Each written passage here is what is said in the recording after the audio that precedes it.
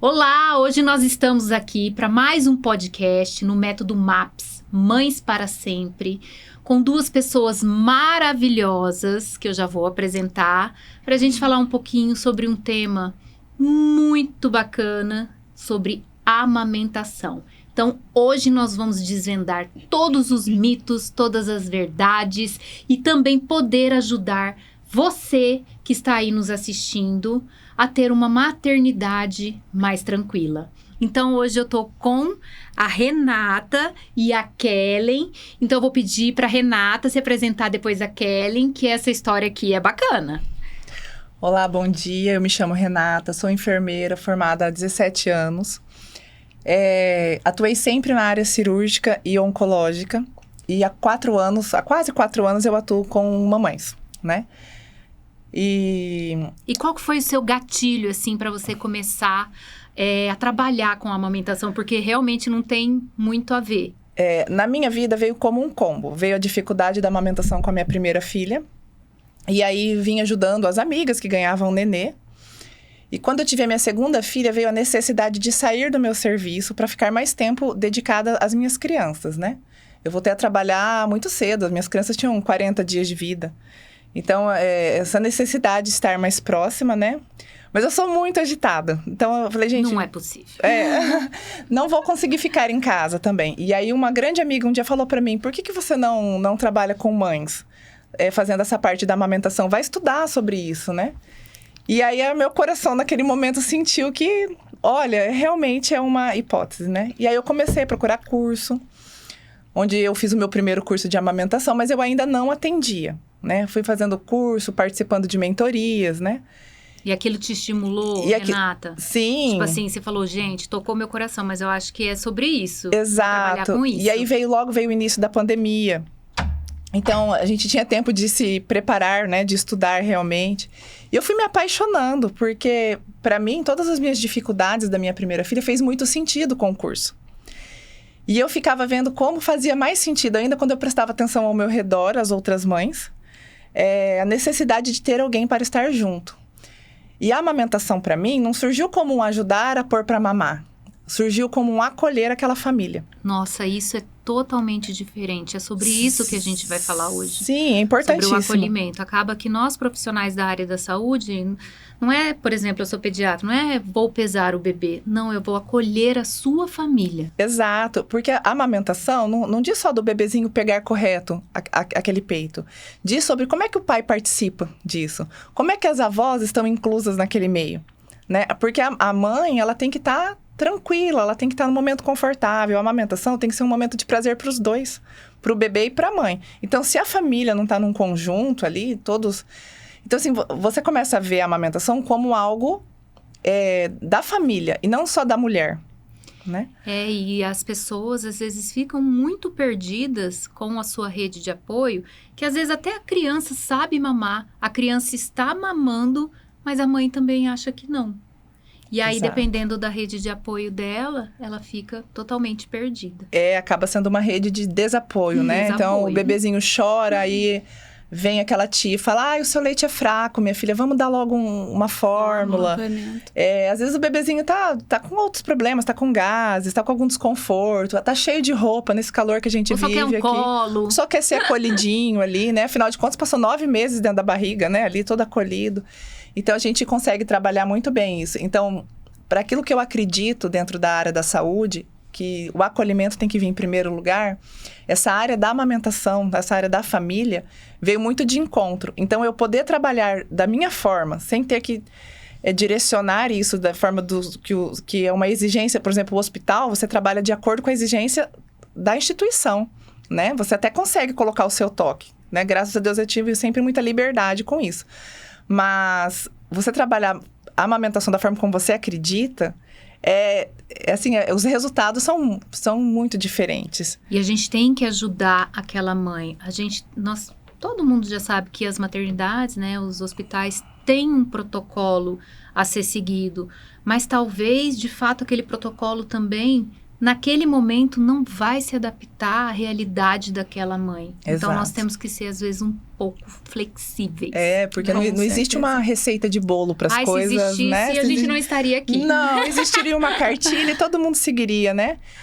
Mas cada família é única, né? Então, a gente realmente precisa ter um direcionamento nesse tratamento, né? Ele tem que ser individualizado para a mãe e para aquela família. E para a situação que ela vive naquele momento. Porque cada parto é um parto, cada criança é uma, né?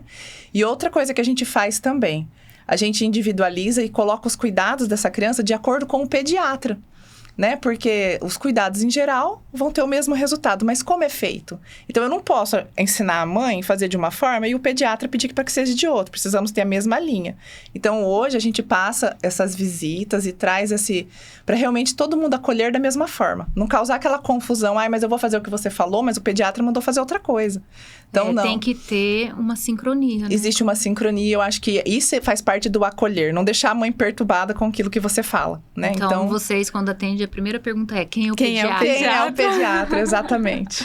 Bom, então nós vamos passar agora para Kellen. Ela vai se apresentar.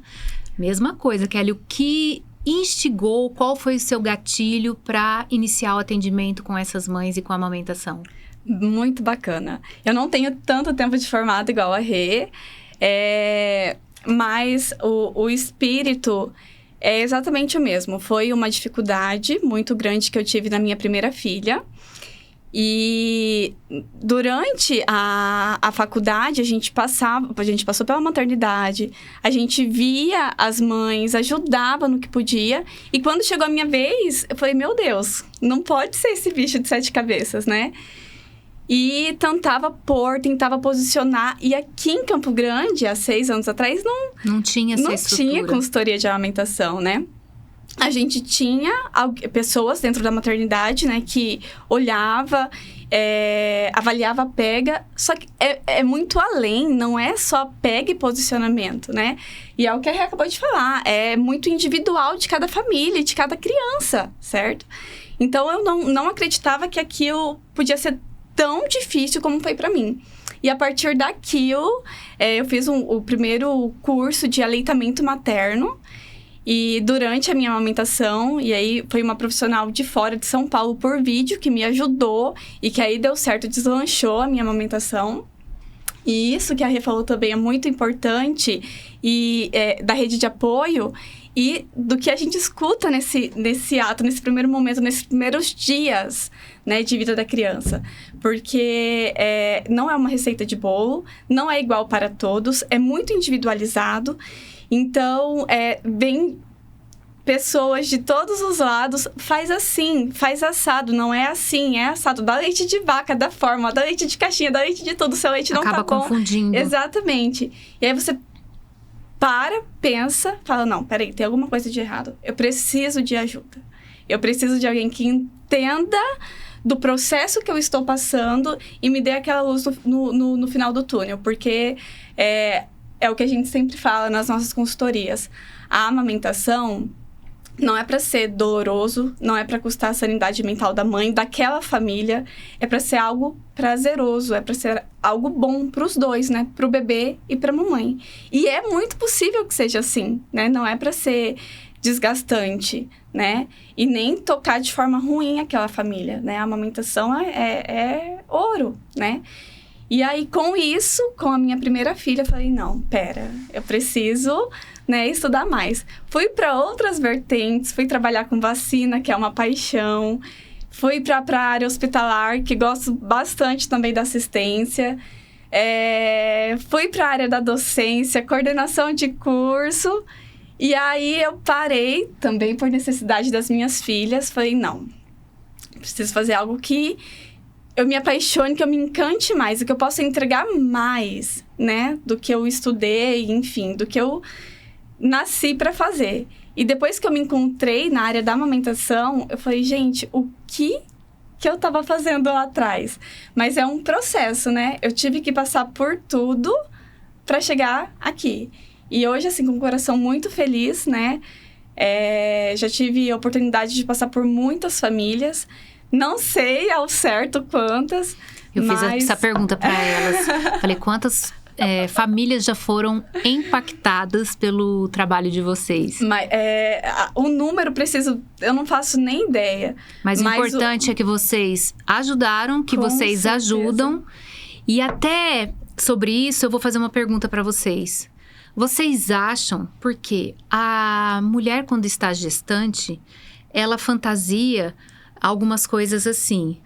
Eu preciso fazer o meu enxoval, eu preciso fazer as fotos, né, de gestante ou do nascimento ou do mensário. E qual é a importância dessa gestante se programar enquanto gestante de passar por vocês, por exemplo? É o que a gente sempre fala, a gente se prepara muito durante a gestação para as fotos. Já penso no newborn do bebê quando nascer, nas fotos da sala de parto, na via de parto, se vai ser normal, se vai ser cesárea. Só que a gente não se prepara, muitas vezes é um público muito grande que a gente atende, né, Rê? Que não tiveram essa preparação para a amamentação. E aí, o bebê nasceu, e agora, o que eu preciso fazer? Como eu trago esse bebê para mamar? Como eu faço os primeiros cuidados ao recém-nascido? Na nossa consultoria, a gente faz muito isso. A gente prepara os pais para acolher esse bebê, né? Então, os pais e a rede de apoio. Então, Eles vão em consulta também? Com certeza. As avós, principalmente, né? Que vão ali já para cuidar da mamãe e já vem com as suas experiências também. A gente acolhe todo mundo. E aí, a gente passa o melhor, né? Informação de qualidade de como realizar os cuidados, como fazer a amamentação nesses primeiros dias de vida, que são, de fato, muito desafiador, né? Então, não é se preparar somente para a via de parto, e sim para algo que vai permanecer ali, depende de cada família, 6 meses, 1 ano, 2 anos, 3 anos, né? No caso da amamentação. Então, é preparar essa família com o máximo de informações seguras, de qualidade, para que esse processo seja doce, né? Não seja um bicho de 7 cabeças, porque não precisa ser assim. Renata, vocês acham que assim, vamos listar. Quando elas chegam até vocês, elas procuraram vocês no Instagram ou alguma pessoa falou? E quais são, pelo menos, os 6 pilares principais dessa consulta que vocês falem assim, gente, elas não podem sair daqui sem saber pelo menos isso, na pré, porque após a gente vai conversar aqui. Bom, na pré, Bom, a maior parte das famílias chegam pra gente através do boca a boca. Isso eu acho que 90% das nossas pacientes vêm assim. Então, eu atendi você gostou, indicou pra sua irmã, que indicou pra uma amiga. Do tipo assim, olha, se você tá grávida, você não pode deixar de ir lá. Exato. Essa semana... Esse é o divisor de águas. Nós atendemos famílias de financeiramente falando, assim, de todas as classes, né? De todos os perfis. E essa semana, domingo, na verdade, eu fiz um atendimento de uma família e ela mostrou pra mim, achei muito bonitinha a organização dela. Ela falou, olha, Rê, de todos os... quando eu descobri que eu estava grávida, eu comecei a me organizar financeiramente para isso. Nossa, que bacana. E aí, eu achei o máximo, porque a gente escuta, mas eu nunca tinha visto. Porque a pessoa tá indo lá na gestação, aí nasceu. Sim, aí ela mostrou, aí ela tava assim, consultoria de amamentação, Renata. Ela falou, você atendeu uma amiga minha da igreja, ela falou, e pelo relato dela, eu falei, vai ser ela que vai me atender. E tá aqui, ó, ela entrou em contato comigo, acho que ela tava de 23 semanas. E aí ela me mostrou, assim, ela falou, então eu já sabia que você estava na minha programação do enxoval. Então, item pré-parto, alguém para te auxiliar com a amamentação, né? Nós fazemos, mas Campo Grande tem N pessoas que ajudam hoje. Então, como é que eu falo que você tem que achar alguém? Você tem que conhecer o trabalho, pessoas que passaram por essa profissional. Então, não pega uma profissional aleatória, que você não conhece o trabalho, que você vai encontrar ali. Né? Então, o teu perfil tem que bater com o perfil de quem te atende. Isso serve pra gente, serve como pediatra e serve como obstetra, né? Porque a equipe você tem que ter o mínimo ali de Empatia, né? Tem que ter um feeling. Um feeling, exato, né? Saber como você vai entrar, você vai atender uma família que você não conhece. Às vezes, a situação daquela família também é diferente do tipo. Você pode encontrar, às vezes, 2 mulheres que estão cuidando de uma criança. Sim.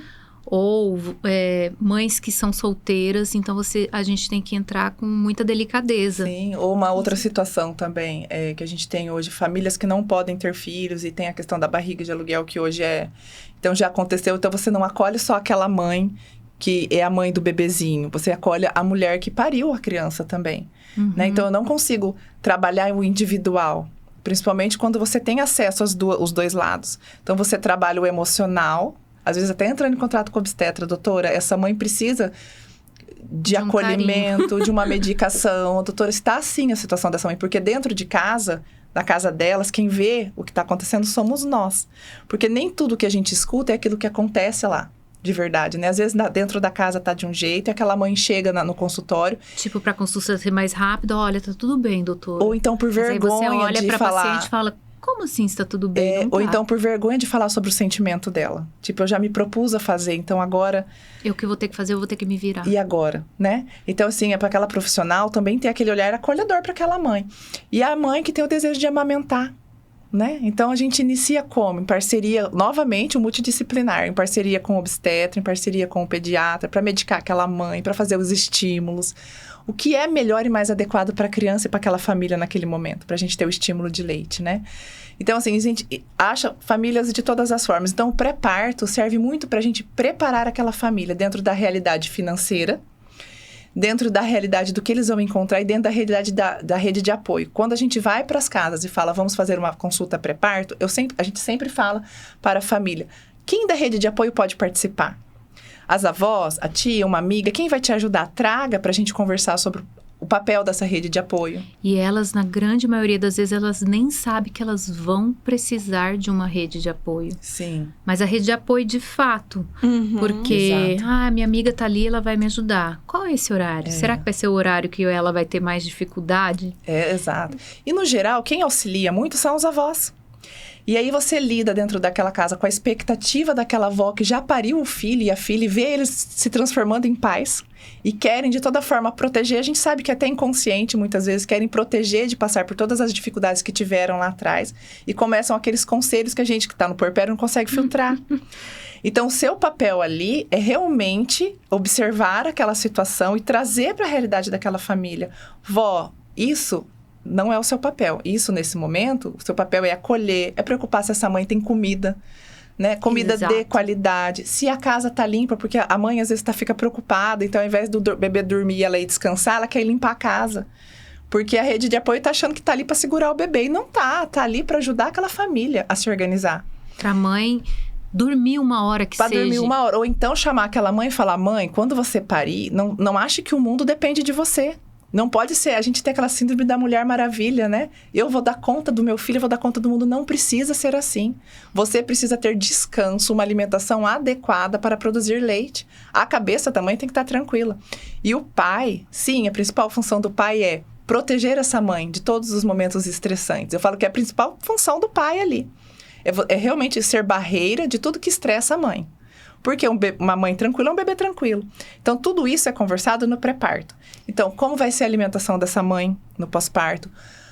Que o bebê vai trocar a noite pelo dia em geral, não são todos assim, mas uma grande maioria mantém aquele padrão lá da barriga ainda, né? Então, é normal trocar, não significa que seu filho tá com fome, que teu leite é fraco, porque quando a gente escuta os relatos, a maioria é isso que a gente escuta. Mas... é porque o meu leite não está sustentando, então ele não dorme bem à noite. Mas de dia o bebê dorme igual uma pedra. Você não consegue acordar aquela criança para mamar. Então, é você preparar a mãe nessa questão da alimentação, de itens importantes para se ter num pós-parto. De preparo de mama, que, né, acho que a gente ainda vai falar um pouquinho. Vai. A gente vai já entrar nesse assunto. Isso, então, assim, são várias coisas que são abordadas para que quando esse bebê chegar, a preocupação dessa mãe seja ela, né? É a questão da máscara de oxigênio, primeiro nela, depois no outro, né? Para que ela esteja bem, confortável e segura de tudo que ela vai encontrar depois. Você viu, a gente falou sobre rede de apoio, sobre o papel do pai, sobre conhecer a realidade da família, sobre alimentação, sobre suplementação. Então, a gente já passou até dos 6 pilares. Então, são vários pilares. E a outra coisa importante pra gente falar também, não é simples e não é rápido. Porque, às vezes, bota pra mamar, tchau, obrigada. Não pode ser assim. É uma consulta, às vezes, de 2, 3, 4, 5 horas. São vários não faz encontros. Com menos de 3 horas e meia e tem retorno, porque é pouco. É muita informação para ser passada em 1 hora, ver uma mamada só do bebê e virar as costas. Até mesmo porque a mamãe tem 2 seios, certo? A gente precisa ver as 2 mamadas. Por quê? Às vezes coloca naquele peito e esse peito aqui tá tranquilo, flui. Quando a gente vira as costas, o outro peito a mãe não consegue pôr, né? Então, a gente precisa fazer isso de forma que abranja, né, tudo, né? Inclusive os 2 TTs. Eu preciso ver como é que esse bebê reage. Outra coisa que tem acontecido muito o bebê ficou numa determinada posição aí na barriga e aí em um peito... É o que eu acabei de falar, flui. O segundo, meu Deus do céu, você posiciona o bebê, ele já começa aquele transtorno. E às vezes a mãe acha que ele não quer pegar o outro peito, que ele tem preferência só por um peito. Não é, às vezes é uma tensão aqui, ó, na cervical, e a gente precisa liberar. A gente pega os bebês assim, ó, pra mamar tá tenso. Então a gente precisa liberar isso, a gente encaminha pra osteopatia, né, pra fazer essa liberação. E essa amamentação ser muito mais tranquila, né, pra ambos. Bacana, gente. Então, eu acho que nós vamos começar as perguntas que, assim, choveu de perguntas e vocês me mandaram, a gente pegou dos nossos pacientes e a gente não pode deixar hoje de responder todas essas perguntas, tá bom? Então, vamos lá. Não, essa aqui é a top 10. A pessoa, então, a gestante ou, né, a puérpera que chega para vocês... Mas nesse caso aqui é mais a gestante. Durante a gestação, ela deve preparar aquela mama para amamentar? De forma alguma. Porque o nosso corpo se prepara como um todo para a amamentação. Tanto para a via de parto, enfim, durante a gestação. Para a amamentação não é diferente, certo? Não é para a gente passar bucha no mamilo, gente. Pegar a bucha e passar ela seca aqui pra eu acostumar com a dor. Pra eu já lesionar aqui o mamilo. Pra quando meu bebê começar a mamar, eu já entender que aquilo faz parte e é parecido com o que eu sentia antes. De jeito nenhum. O corpo se prepara. As mamães, aí as gestantes, podem observar que na mama a gente tem umas bolinhas, né? Que tem nome, chama tubérculo de Montgomery. E elas, além de hidratar o complexo areolo-mamilar, ela serve até como estímulo olfativo para o bebê na hora de mamar. Então, eu não tenho que ficar protuindo o bico para fora, projetando esse mamilo, passando casca de banana. Não! Se preparem para, psicologicamente, né, com informações para a chegada desse bebê. A gente não precisa preparar, não precisa sofrer antes da hora. Certo? E no caso, elas têm muita dúvida em relação a isso, Kelly. Tá, mas o meu tipo de mamilo é aquele ali, ó. Aquele invertido ou é plano. Mesmo assim, não preciso fazer nada? De jeito nenhum. O que acontece? Aqui a gente tem os 4 tipos de mamilos que nós, mulheres, podemos ter, né? O longo, esse daqui é o mais temido de todas, né? Que é o invertido. O plano, né? E o curto, certo? Todas acham que esse daqui é o melhor, enfim, só dá pra amamentar assim. A gente recebe muitas mamães, né, Rê, que vem com esse mamilo aqui, ó, o plano ou o invertido, fala, não vou poder amamentar, eu já sei que vai ser assim, já preciso me preparar financeiramente para comprar fórmulas. Gente, não pense dessa forma, por quê?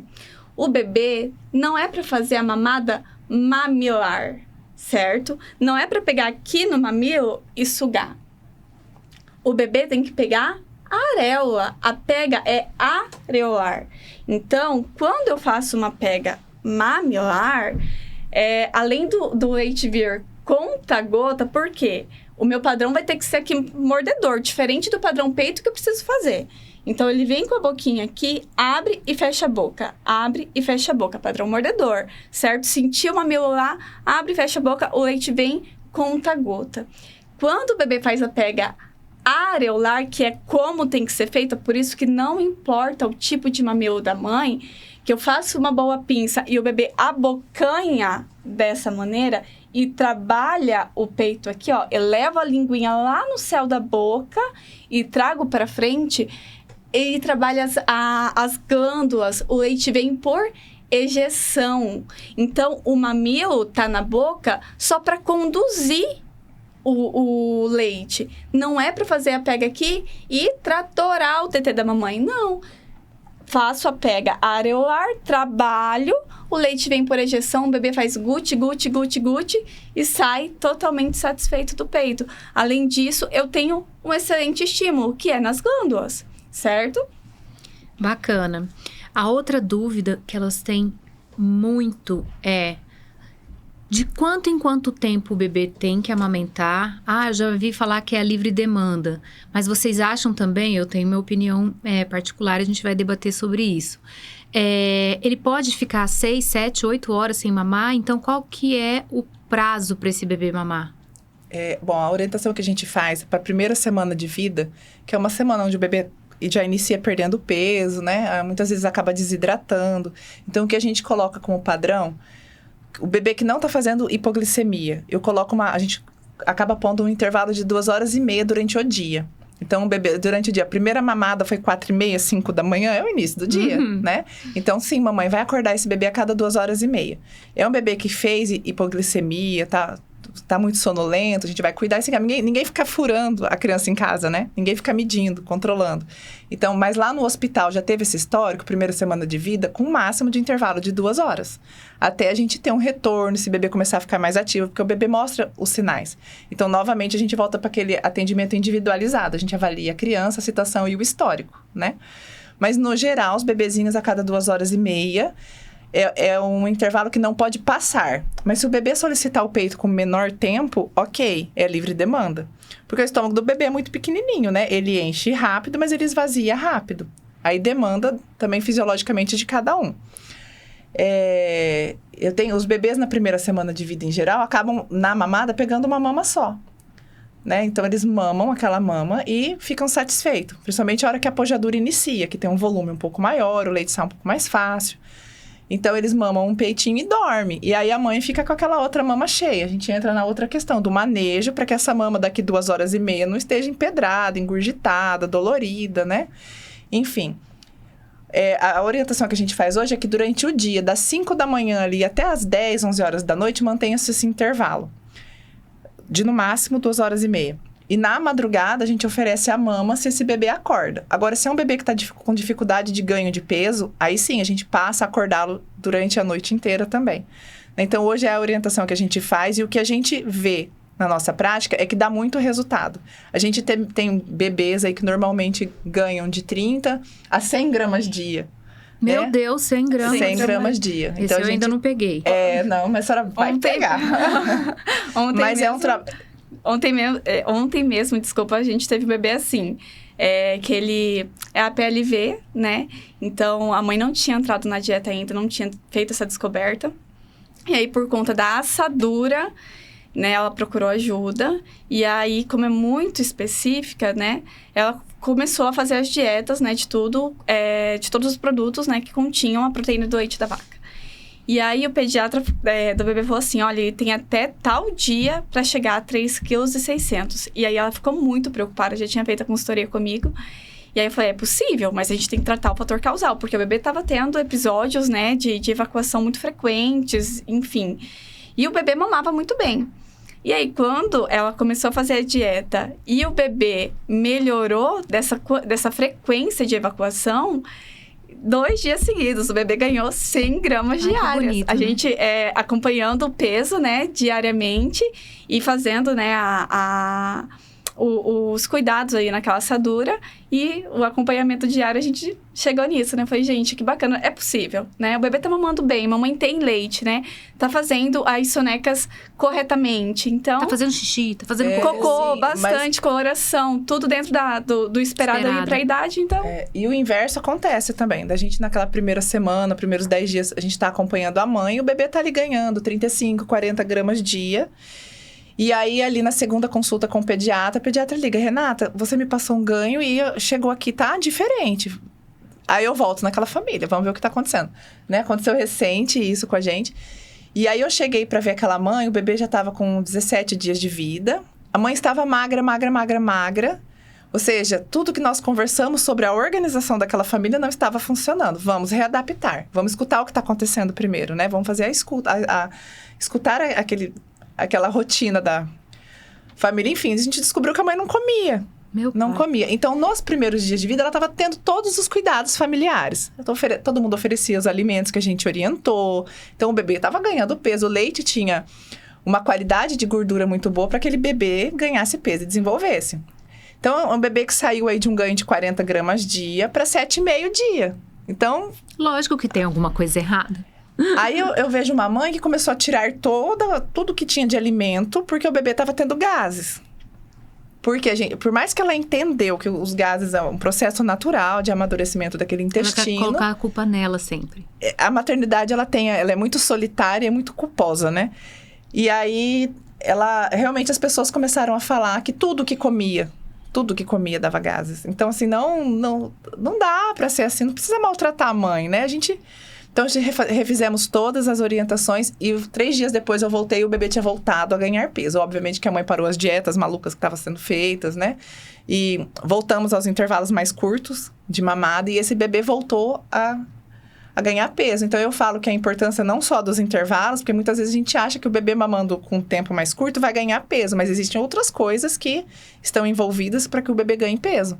Então, todo caso vai ser avaliado 1 a 1. Nós vamos falar agora um pouquinho sobre mastite, tá? Então, é uma dúvida também muito grande. Às vezes, elas nem sabem que existe, né? O excesso de produção de leite, o engurgitamento mamário e o que isso impacta na vidinha delas e como a gente pode ajudar. Não só aconselhando, que horas eu vou fazer uma compressa fria ou qual é a hora que eu vou fazer uma compressa quente, eu tenho que extrair leite daquela mama. Quando que a mastite pode acontecer? No começo, no meio, do fim, quando a criança está mais velha? Vamos falar um pouco sobre isso. A mastite pode acontecer em qualquer momento da fase de lactação da mamãe, certo? Por quê?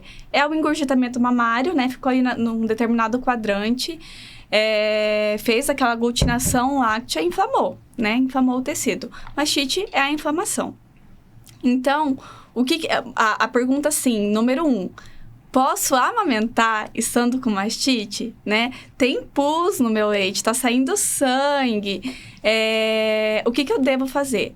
Com certeza pode amamentar com mastite, sim, deve, né? O bebê faz essa extração muito melhor do que a bomba elétrica, enfim. O bebê consegue fazer isso, né? Claro, também depende da idade do bebê. Às vezes o bebê não tá mamando bem por algum motivo, alguma ancilogossia, né? Linguinha presa, enfim. Então, a gente tem que avaliar.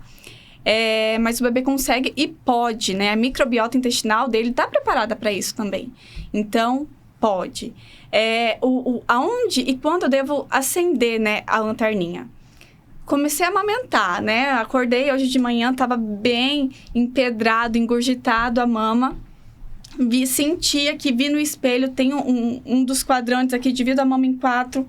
Vi que tá vermelhinho, né, e premiado, edemaciado, tá reluzente aquela mama. O bebê abocanha, eu vejo estrela e antes não tava assim.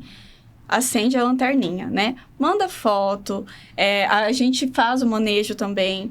Mas é importante que o obstetra ou o pediatra, né, esteja ciente, porque muitas vezes o tratamento é medicamentoso, é com antibiótico, anti-inflamatório. Dependendo da situação, tem que fazer drenagem cirúrgica, quando a gente deixa evoluir muito, né? Ou drenagem em consultório mesmo, né? Com o mastologista. Então, é preciso cuidar.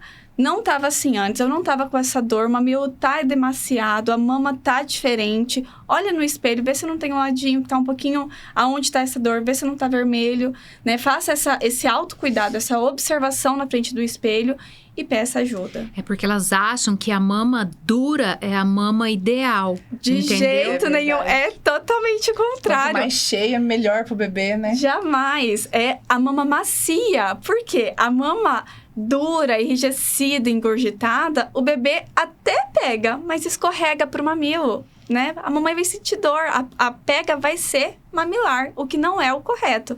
Então, a mama tem que estar macia, né? A gente sempre ensina, principalmente aí naquele processo de apojadura, a fazer a massagem corretamente, a liberar essa areola para que eu consiga fazer uma boa pinça e o meu bebê fazer a acoplagem e se manter naquele peito, né? Porque senão ele vai escorregar, não vai conseguir se manter, vai ser estressante pro bebê que tá com fome querendo mamar, pra mãe que precisa liberar aquela mama. Então, muitas vezes a gente precisa fazer essa ordenha de alívio, né? Só pra eu liberar essa areola, deixar ela mais macia, né? Para que eu consiga fazer a prega e o bebê consiga fazer uma acoplagem perfeita. E é bom avisar sempre, né, nas consultas. Eu falo para elas também, eu falo, gente, não deixa chegar num nível crítico, mas às vezes ela tá lá na penumbra dela e não vê. Mas que às vezes elas vão precisar de ajuda sim para extrair, porque é um procedimento doloroso. Então, às vezes ela aperta o peito, não sai nada e acha que não tem leite. E a mama tá lá desse tamanho. Então, sempre já fica a dica, pedir ajuda para um profissional capacitado. Inclusive, durante a nossa consultoria, principalmente a Rê, eu boto os pais para ensinar. Eu ensino os pais a ordenhar a mama. Aí. Porque no meio da madrugada... Porque o que acontece? A mãe precisa descansar para produzir leite, fato. Essa mãe, quando dormiu ali da meia-noite às 3 da manhã, no início da pojadura principalmente, ela acorda com as mamas, as duas mamas, já cheias, né? Então, aí o bebê vem mamar uma, a outra tá ali, né? Desceu leite em uma, o bebê mamou, desceu ainda mais leite na outra e esse leite ficou preso. Então, pai, vai levantar daquela cama ali, vai massagear. E vai, porque é muito mais fácil a gente, outra pessoa, vir sentar na frente e fazer esse manejo do que a própria mãe. A mãe já tá com dor, a mãe não tem coragem de apertar. E a gente já sabe que não é pra apertar, não é pra machucar, mas precisa fazer a massagem. Então, a gente ensina o pai a fazer essa ordenha. Porque é a pessoa mais íntima dela ali. Então, hoje a gente tem avós e a gente tem pais que arrasam na ordenha. Gente, que bacana, né? O pai tem que livrar o piano das costas da mãe. Exatamente. Com certeza. Então, ai, que legal. E as avós estão ali sempre, mas elas não receberam, de fato, antigamente, esse tipo de orientação. Não tinha, era... Tipo, tchau, tá aqui a fórmula, não vai dar certo. Ou às vezes até elas perpetuam pra frente o insucesso da amamentação delas. Ó, eu não amamentei, você já esquece que você não vai amamentar.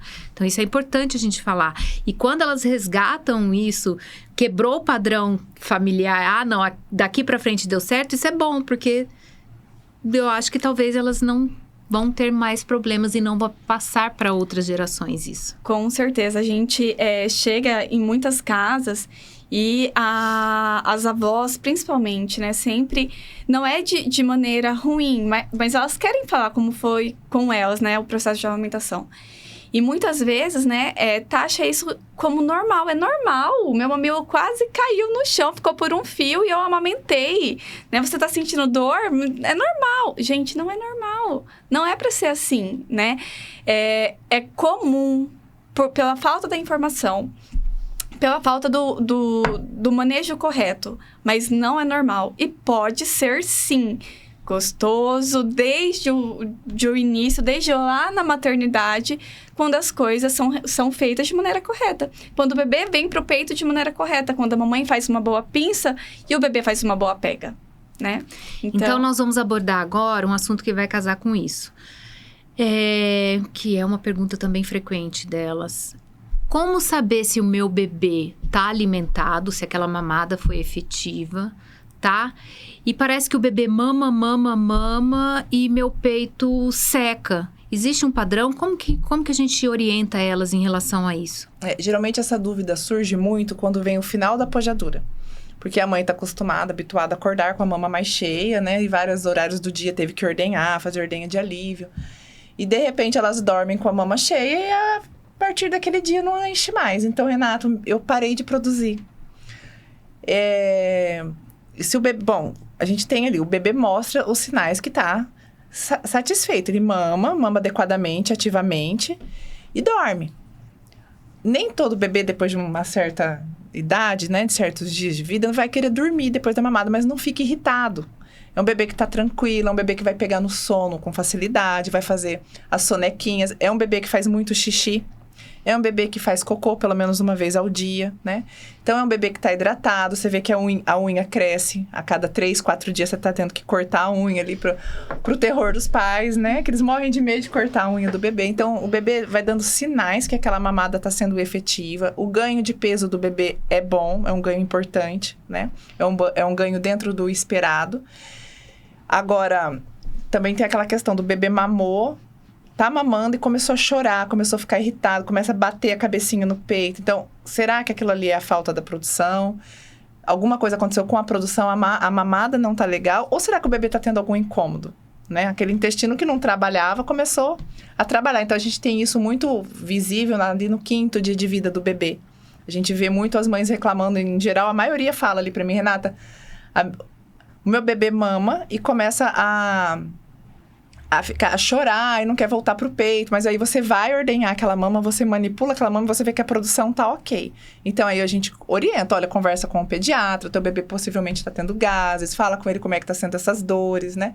Então, a gente tem uma linha muito, muito tênue ali entre os incômodos do bebê e a questão da amamentação, né? Então, normalmente, não é a falta de produção. Então, a gente tenta explicar para a mãe ali, 80% do que o bebê mama é produzido na hora da mamada. 20% é aquilo que ficou ali, produzindo entre uma mamada e outra, né? Que ficou descendo, mamou um lado, o outro desceu o leite. Então, 20% é isso, 80% o peito é fábrica, tem estímulo, tem leite, né? Com exceção das mães ali, que às vezes passou por uma cirurgia de mama, que às vezes tem uma produção reduzida mesmo e que, infelizmente, a gente não consegue manipular isso como a gente gostaria, né? Então, vou entrar... Pode falar. E é muito importante, complementando, né, o que a Rita tá mostrando, né, para nós, é a gente avaliar como a mãe se porta durante a mamada. Por quê? A gente fala... a dúvida né? O bebê tá mamando bem? Tá sendo efetivo? Como é que eu avalio essa mamada? Eu preciso avaliar a sucção, se está efetiva, né? E toda mamada, os bebês precisam fazer o que a gente chama de início, meio e fim de mamada. Como que é isso? No início da mamada, ele está com fome. Então, uma sucção para uma deglutição. O bebê suga, faz aquela pressão negativa no peito, enche a boca, engole. Suga, enche a boca, engole. Uma sucção, uma deglutição. Meio da mamada. 1, 2, 3 sucções, engole. 1, 2, 3, engole. Final da mamada. 1, 2, 3, 4, 5, 6 vezes, engole. 1, 2... Entende? Então, isso ele já vai mostrando que ele tá ficando satisfeito. Outra coisa que a gente sempre fala para as mães. Mães, colocam o bebê no peito de vocês e estimula. Aí a gente vê a mamãe bem assim, ó. Tá mamando, né? O bebê só tá chupetando. E aí é o que a gente chama de hibridemanda cega, né? E aí a mãe fala bem assim, nossa, ele fica 2 horas. 2 horas pra mamar? Não. Ele tá mais perdendo energia do que ganhando. Ele só tá chupetando. Tá certo que é uma sucção não nutritiva, ainda vem um pouquinho de leite, né? Mas é muito pouco. Então, eu preciso estimular. Filho, ó, agora você vai mamar. Você tem que estar concentrado aqui, ó. Mamar, deglutir, respirar, cabeça e pescoço, né? Lembrar que a gente, nesse exercício, são cerca de 20 músculos da cabeça do pescoço para fazer a extração correta do leite. Então, ele cansa também. Então, eu estimulo, mas sabendo que ele também cansa. Então, eu tenho que dar umas pausas pro meu filho também. Então, agora, ó, você vai mamar. Seu horário de mamar, você tá com fome, vou te posicionar e você vai fazer deglutição, enfim. Coloquei o bebê no peito... E vou estimulando. Aonde que ele sente incômodo? No pezinho? Aqui na costelinha? Né? Posso pegar uma fraldinha molhada, um pedacinho de gás e ele passo no bebê. É para incomodar o bebê. Né? Não é para deixar o bebê muito confortável. Por quê? Aí os avós sempre falam bem assim, nossa, parece que esse leite tem sonífero. Vem pro peito, dá 2 sugadinhas e para. Tá faltando estímulo, né? Estímulo, eu preciso estimular, preciso incomodar meu bebê. Então, eu vou ir na cabecinha, não é pra fazer, né, só carinho. Eu sei que, né, a gente Ele é lindo. Exatamente, a gente quer fazer carinho. Mas a gente precisa estimular o bebê pra mamar, pra fazer essa mamada efetiva e sair desmaiado do peito. Não é livre demanda cega, igual a gente faz no churrasco, por exemplo. A gente vai lá comer um pedaço de carne, um pedaço de mandioca, eu não faço a refeição completa e toda hora eu tô beliscando. E assim o bebê faz no peito. Então, é hora de mamar. Mamar, deglutir, respirar. Mamar, deglutir, respirar. Organizo o meu bebê para que ele esteja concentrado para fazer isso e acompanho a mamada naquele ritmo de sucção. Início, meio e fim de mamada. E assim, lembrando assim, o bebê mamou 5 minutos, dormiu. Você estimula. O bebê não voltou a mamar, vai tirar do peito. Só que 5 minutos é muito pouco. Então, o que a gente fala? A mãe que tem uma produção muito boa de leite e o bebê faz uma mamada efetiva, é possível mamar 10 minutos e dormir 3 horas e ganhar peso? É possível. Tá? É uma mãe que produz leite, um leite de qualidade, né? Esse bebê fez uma mamada muito efetiva. Então, a orientação é, uma mamada boa vai ali de 10 a, no máximo, para um bebê mais sonolento, 40 minutos. Passou disso, tá ficando 1 hora, 2 horas, dorme meia hora, acorda que é peito, precisa avaliar o que tá de errado.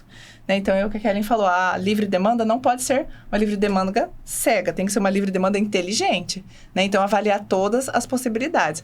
Agora, no meio da mamada, 20 minutos, o bebê começou a relaxar o corpinho, começou a diminuir a efetividade da mamada.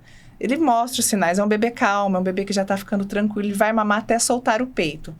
Renata, meu bebê dormiu, eu estimulei, não voltou, posso tirar? Pode, vai tirar, né? Porque o peito, ele é alimento, ele não é um travesseiro pro bebê ficar encostado dormindo, né? Vai tirar, vai... O famoso chupetar o peito, né? O famoso chupetar o peito. Pra mãe que tá com uma produção baixa, tá com tempo, tá tranquila, quer deixar o bebê um pouco mais? Fica, é estímulo, né? Mas não é o correto. Essa mãe precisa ter tempo de descanso, essa mãe precisa ter tempo de banho. Senão ela fica o dia inteiro com a criança no colo. Fica o dia inteiro em função. E é muito comum isso acontecer. É muito comum mesmo. Meninas, para dar um leite bom, um volume bom, ou um leite gordo, a alimentação da mãe e a suplementação de vitamina impacta mesmo? Impacta. Uma vez, num dos cursos que eu fiz, eu fiquei impactada com o que eu escutei. Mas depois me fez refletir sobre isso. Todo mundo fala, não existe leite fraco. Existe sim. É uma afirmação que eu faço, assim, porque a gente começa a ver na nossa prática que se a mãe não faz uma suplementação durante a gestação e no pós-gestacional, porque o parto normal ou o parto cesariano é um trauma, né? O corpo precisa de energia para se recuperar, precisa de nutrientes. E aqueles nutrientes normais ali, de uma quantidade normal que você tinha antes da gestação, não supre quando você tem um bebê para você alimentar. Não supre ela, como vai suprir o bebê. Então, esse leite tem a mesma qualidade de uma mamãe que faz a suplementação, de uma mãe que investe em alimentos que têm uma gordura boa. Então, a gente faz, sim, algumas orientações de alimentos que são possíveis dessa mãe ter em casa.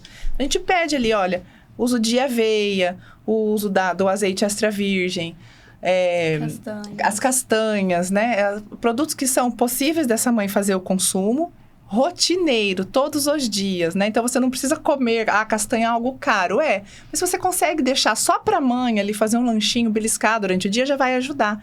Azeite, põe na comida, põe na salada, né? Então, você ajuda essa mãe a nutrir com gorduras boas também.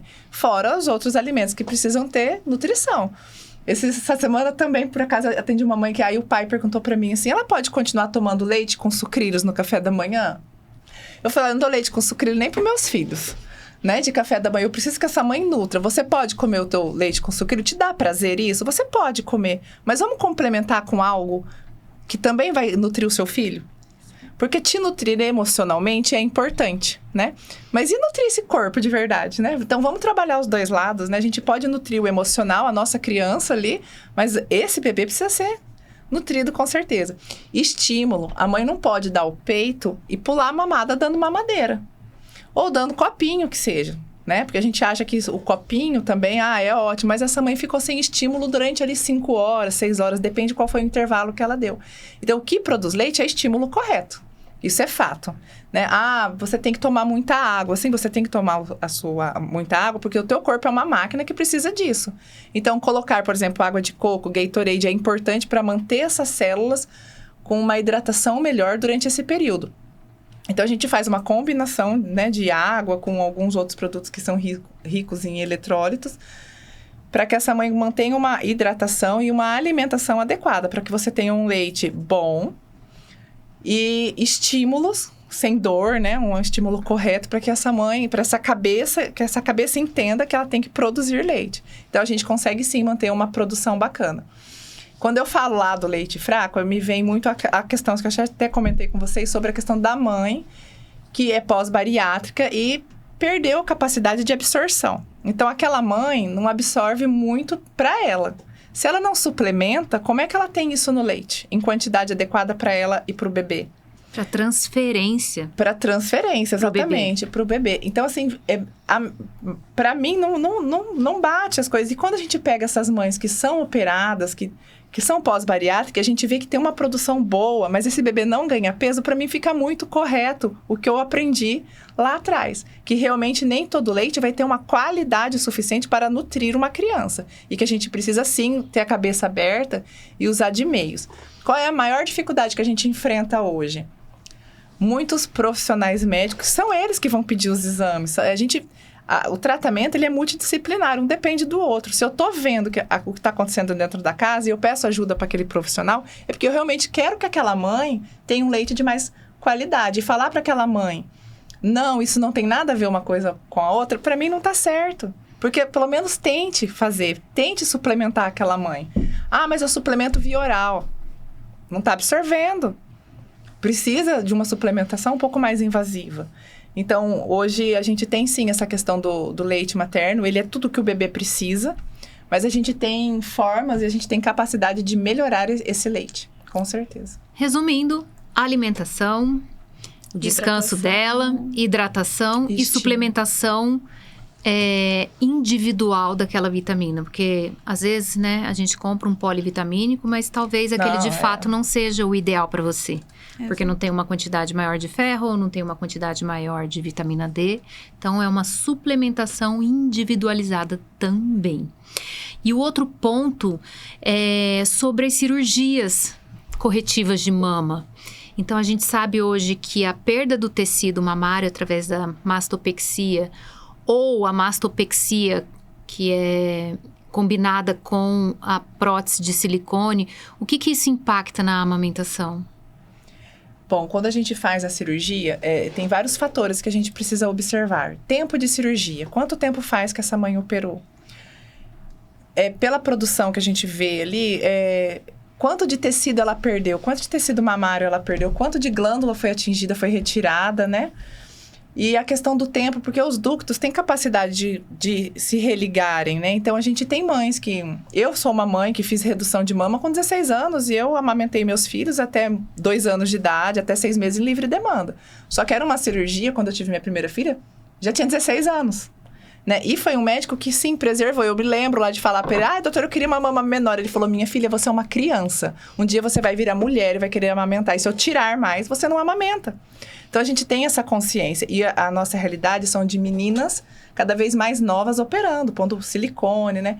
Outra coisa do silicone. Depende muito a via por onde esse silicone é colocado. Então, onde a gente tem um processo que atrapalha um pouquinho mais quando é colocado pela auréola.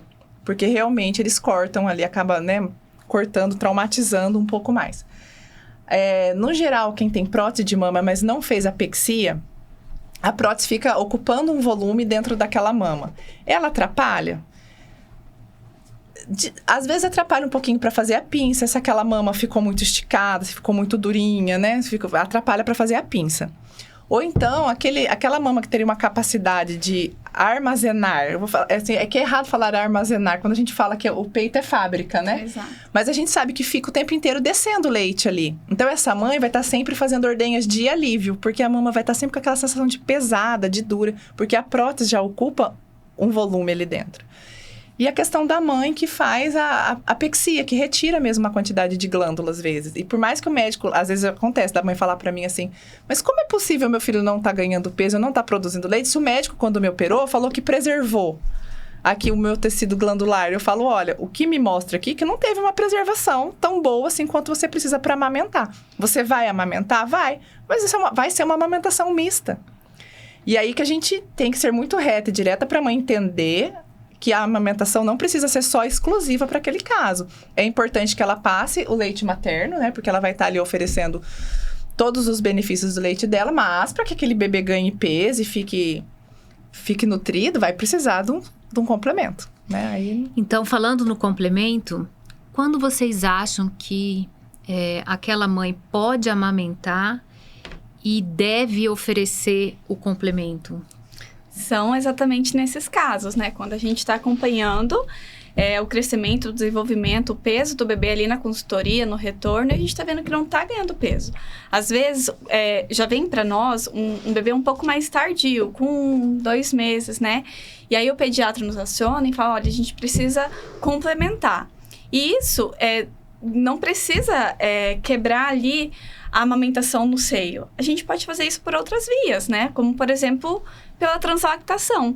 Então, eu continuo bombardeando aquela mama de estímulo, né? Via oral, com a boquinha do bebê, e a gente usa, né, um caminho ali e um complemento, né? Para que o bebê use e seja nutrido de 2 formas. O leite da mamãe, ali no peito, e o complemento pela sonda. Pode ser ofertado no copinho também? Pode, a gente também ensina, né? Que haja essa oferta também no copinho. Pode ser outra pessoa que pode fornecer esse leite. Pode ser o papai na madrugada, por exemplo, quando a mamãe está muito cansada. Mas geralmente nesses casos, quando a gente avalia a produção da mamãe, não tá tão bacana para aquele bebê. O bebê não tá ganhando peso como deveria, não tem a quantidade de xixi e cocô esperado para aquela idade, a coloração não tá legal. Então, a gente usa dessas formas. E num outro sentido também. A gente chega na casa, a casa tá um caos. A mamãe até tem produção de leite, né? Tem colostro aí, enfim. O bebê tá chorando muito, né? Perdeu ali mais de 10%, por exemplo, no 5º dia de vida. O bebê tá precisando de volume, já tá começando a ficar ictérico, ou já tá com a icterícia neonatal aí estabelecida, precisa ganhar volume. A pediatra deixou prescrito o complemento, para que a gente vai sofrer, né? A amamentação é linda, é maravilhosa, mas não pode ser a qualquer custo. Então, tem ali a prescrição, a doutora passou. Mas, de qualquer maneira, você tem o contato com o seu pediatra, certo? Então, falei com ele, não deixou complementar. Compra, a gente ajuda a ofertar no copinho para não acontecer a confusão de bico, de fluxo até que tem por conta do copinho. Mas assim, nem se compara com a confusão de bico, né? Por conta da mamadeira. Então, a gente ensina a complementar e a acalmar esse lar, né? Com o leite, até que o leite da mãe desça, por exemplo, né? Até que a puxadura aconteça. E aí, a gente consegue ofertar de outras formas, né? Só complementando, amiga, no tratamento também de fototerapia, muitas vezes a gente precisa conversar, porque a gente faz esse tratamento em casa, né? E aí, a gente pergunta pro pediatra, doutora, olha, esse bebê está precisando de um volume a mais de leite. A mãe precisa dar uma descansada. A gente pode, durante o tratamento, mesmo porque pro bebê dormir, pro bebê acalmar e ficar na luz, a gente pode entrar com complemento. Então, a médica prescreve esse complemento e a gente auxilia os pais fazerem. Porque a gente chega ali, o bebezinho precisa tratar, a mãe está extremamente cansada, o bebê não para de chorar, quer ficar pendurado no peito. São coisas pontuais, né? Não é uma receita. Não é uma receita. E aí, o que acontece? O bebê precisa ficar com óculos. O bebê não fica, o bebê tá acordado, irritado. Aí, a mãe não quer ligar a luz e não trata. Não vai tratar, o tratamento não funciona. A luz tem que estar ligada, o bebê tem que estar aceitando o tratamento. Então, nesse momento, a gente fala que a gente precisa usar a inteligência também, né? A gente não pode ser fechado ali para que... não, vai ser só o peito. Se pudesse ser uma realidade, ok, mas nem sempre vai ser possível. E, às vezes, é só uma questão de você organizar posicionamento e ensinar aquela mãe, ótimo, o bebê vai mamar o colostro, vai ser o suficiente, o bebê vai dormir, vai funcionar. Mas quando não é assim, o complemento ajuda bastante. E nos casos das mães que têm dificuldade, têm dor, têm fissura, o que vocês propõem para aliviar isso tudo? A mãe aprender a trazer o bebê pro peito. A fissura pode estar aberta. Se o bebê vir corretamente, a mãe pode até sentir um incômodo no início, mas é um incômodo suportável, que eu falo que depois de uns 30 segundos, 40 segundos, esse incômodo some. Porque o bebê passa a fazer o estímulo correto, para de ser um estímulo mamilar e passa a ser um estímulo aureolar, né? Então, quando a linguinha trabalha na auréola, esse mamilo fica direcionado para o céu da boca e fica livre da língua do bebê. Obviamente, se o bebê está posicionado corretamente, está machucando ainda, aí a gente vai ver se tem algum fator de alteração oral, né? Mas que geralmente a gente olha no início, se tem também, a gente já conversa com o pediatra, encaminha para odonto, encaminha para fono, né?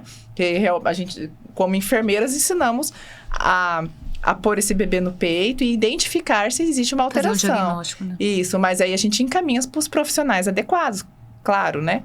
Então, quando a mãe fala para mim assim, posso usar a pomada? Gente, a pomada não é anestésico, não vai ajudar, não vai fazer milagre. E a mãe não passa a pomadinha aqui na fissura, ela lambreca, né? E são oleosas. Aquela boquinha do bebê que era para estar aqui, escorrega pro mamilo, para onde não é para estar. Então, assim, o que a gente orienta a mãe?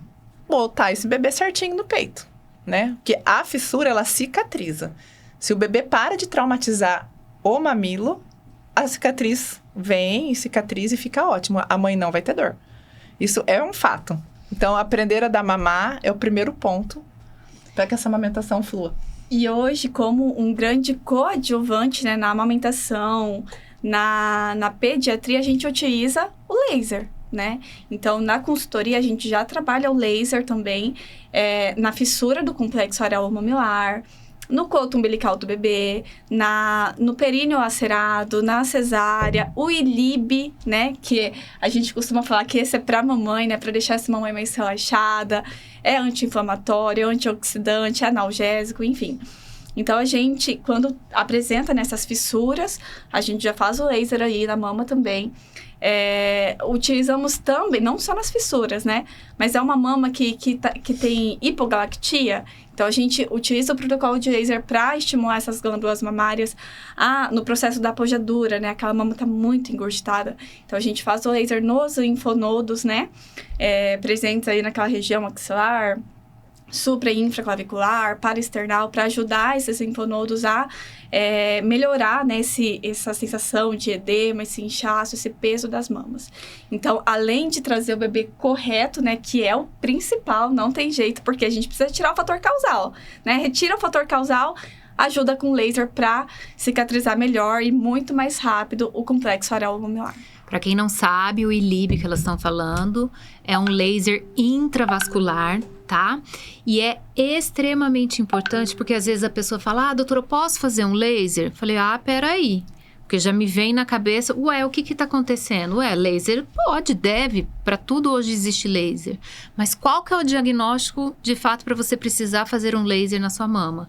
Então, por isso que as meninas são bacanas, elas acolhem, elas trazem um diagnóstico, elas ligam para o pediatra, elas fazem também a laser terapia, mas é um conjunto, não é vou ali fazer um laser e pronto, não é isso? Com certeza, com certeza. Tudo, o cuidado aí é personalizado, é individualizado para cada família, né? Cada um tem, e é algo que a gente sempre pega ali no início. A mãe fala, Bessinha, eu preciso fazer um laser no mamilo. Tá, mas já corrigiu? Porque assim, a gente pode fazer, né? Tá machucado, tá lesionado, a gente pode fazer o laser. Mas já corrigiu o fator causal? O que tá causando esse machucado? Porque senão a gente vai ficar fazendo laser e você sempre vai ter dor. Então, o laser vai vir, vai cicatrizar e o mamilo vai ser fissurado de novo. Então, é muito melhor a gente já avaliar e ver o que tá causando, ajustar. Porque quando você ajusta por si só, a cicatrização vem, né? Mas o laser ele vem para dar um boom ali naquelas células e fazer isso muito mais rápido. Tá bacana, tá legal, mas para finalizar, eu queria perguntar para vocês. Para ajudar aquela mãe a descansar, tem aquela rede de apoio, como fazer para extrair o leite, armazenar, dar, para ela ter um pouquinho de descanso, vamos dizer assim. Tá. Eu vou falar da extração, porque a rede de apoio, meu amor, ela não fala, ela dança. Ela faz um baile na rede de apoio, gente, é muito bacana. Mas para extrair o leite, né, pode ser manual, tá? A gente não aconselha a bomba elétrica no mamilo, né, fissurado. Por quê? Quando for fazer aquela pressão negativa, assim, na boca do bebê, já tá machucando, que é um local úmido, é macio, imagina num plástico duro, que se você não colocar corretamente, vai bater aí na parede, vai machucar ainda mais. Então, o que vai acontecer? Vai ordenhar sangue, certo? Então, quando a gente tem lesão ali, a gente contraindica o uso de bomba elétrica. Então, a gente vai fazer isso de que maneira? Manual. Como que a gente faz isso, né? Primeiro, a gente, se tiver aí muito duro, muito edemaciado, engurgitado, empedrado, a gente faz uma boa massagem para fazer a liberação, né, dessas aglutinações lácteas. Em seguida, a gente pega nas duas extremidades da areola aqui, eu vou lá atrás, pinço a glândula e trago pra frente. Eu faço esse movimento e o leite sai, certo? Não é pra fazer aqui, ó, no mamilo, porque vocês, né, vão sentir muita dor, vai machucar. Então, é na areola, é como o bebê tem que fazer. Como que eu vou armazenar esse leite? No protocolo brasileiro, né, a gente pode armazenar na parte mais gelada da geladeira, nunca na porta, né, nos potinhos preparados para isso, né, de vidro, ou tem também os saquinhos de leite, né, ou os potinhos de plástico. E aí vai deixar na parte mais fria da geladeira por no máximo 12 horas. Vou fazer isso para fins de congelamento, protocolo brasileiro, por no máximo 15 dias. Lembrando que a gente sempre precisa datar, né, desde a da data da primeira coleta. Eu posso colocar um leitinho que vai ficar congelado um por cima do outro? Posso, né? Eu não vou coletar 30 ml e colocar em vários potes, né? Não vai caber no freezer. Então, eu posso ir colocando um por cima do outro, desde que eu date corretamente a data do primeiro, certo?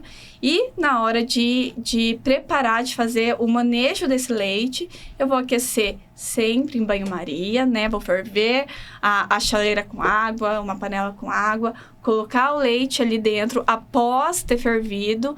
Espero, né, que o leite fique todo homogêneo ali. Não é para ferver o leite, não é para superaquecer o leite, até mesmo porque o leite do TT não sai quente, né, fervido. Ele sai numa temperatura de morninho para ambiente. Então, eu tenho dúvida. Eu posso pegar com uma pontinha de uma colherzinha limpa, coloca aqui sobre o pulso. Tá numa temperatura bacana para você, não tá gelado, né? Tá em temperatura ambiente, posso ofertar. No copinho, a gente sempre fala do copinho para não fazer a confusão de bico, né, nesse bebê. E é basicamente isso. Vocês ensinam a dar no copo? Sim. Com certeza. As pessoas que têm dificuldade, elas aprendem? Sim, Com certeza. A gente faz com a mãe, com o pai e com quem tiver da rede de apoio. Todos eles, quando a gente sai de lá, saem... Tem muitas pessoas que não querem, porque tem... não, mas o bebê vai engasgar. Se você não fizer com a gente, a chance dele engasgar realmente é grande. Vamos fazer com a gente aqui, porque a gente vai ensinar, você vai... É mais o medo da pessoa do que o risco em si, né? Então, a pessoa aprende ali na hora e vê que funciona. E sobre a rede de apoio, o que você tem para passar para toda essa família e para nós? Bom, a rede de apoio, ela tá ali para apoiar, né? Para apoiar a família, para apoiar aquele casal que tá acabando de receber um membro ali. Bom, a gente já tem ali... aquela mulher que ganhou nenê, que estava com os hormônios da gestação a 1000. E, de repente, esses hormônios caem e dão lugar aos hormônios da amamentação. E a gente começa a ter, em maioria daquelas mulheres, uma mudança no comportamento. Então, são mulheres que ficam mais sensíveis, que choram com facilidade.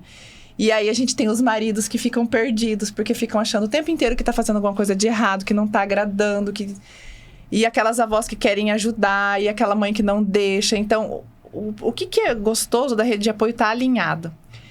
Para que a gente não interfira naquele puerpério, para que a gente seja uma pessoa que vai estar ali para ajudar, né? Então, a mulher tá chorando, tá sensível. Não é para falar que aquilo é frescura e que vai passar. A mulher não quer entender que vai passar, ela quer viver.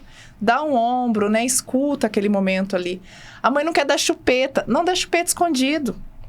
A mãe quer descansar, não coloca uma mamadeira se a mãe não quer. A rede de apoio, ela tá ali para segurar o bebê quando necessário, mas ela tá ali para manter aquela casa, aquele ambiente organizado e seguro, para que aquela família consiga fazer... Que mãe que consegue descansar com medo da avó dar mamadeira, se a mãe não quer que coloque?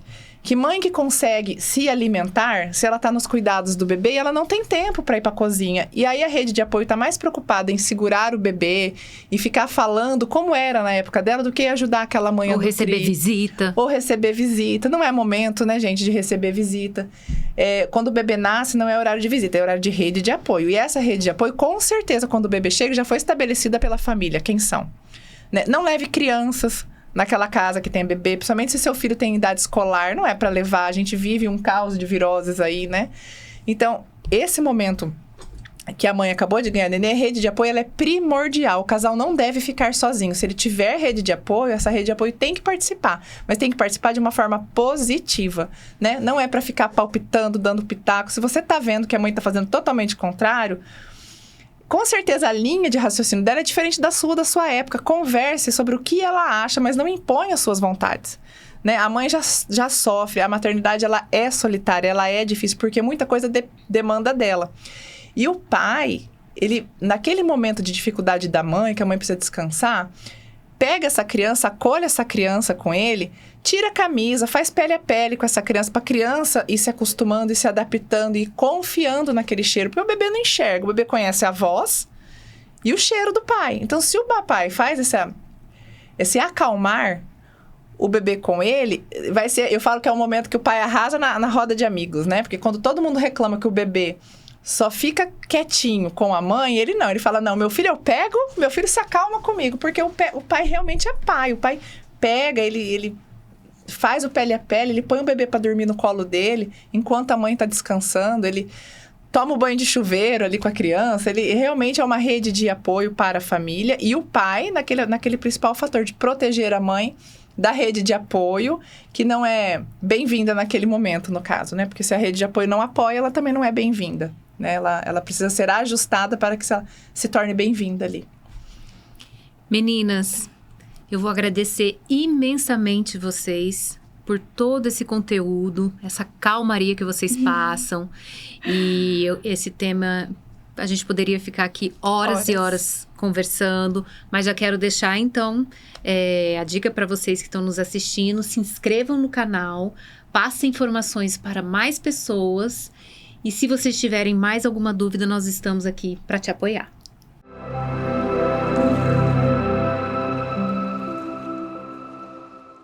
Doutora, a gente quer agradecer também, tá? Isso vai cortar, né? Com certeza.